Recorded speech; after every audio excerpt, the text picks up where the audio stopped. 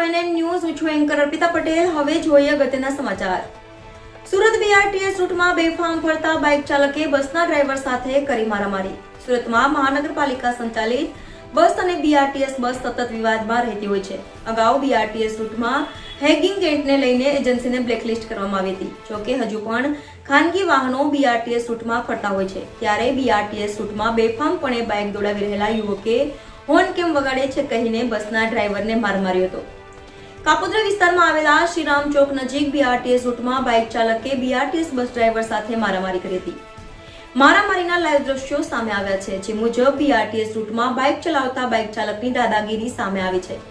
Horn શા માટે મારે છે તેવું કહી બાઇક ચાલકે BRTS બસ ચાલકને માર માર્યો હતો.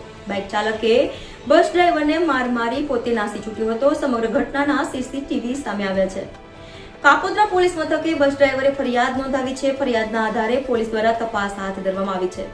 જેથી પોલીસ CCTV આધારે વધુ તપાસ કરી રહી છે. રિપોર્ટર નૈતિક રેશમવાળા, NN ન્યૂઝ, સુરત. દર્શક મિત્રો, તમારી આસપાસ બની રહેલી અવનવી ઘટનાઓ વિશે જાણવા માટે NN ન્યૂઝને લાઇક કરો, શેર કરો, સબસ્ક્રાઇબ કરો અને બેલ આઇકન પ્રેસ કરો, જેથી આપને નોટિફિકેશન્સ મળતી રહે.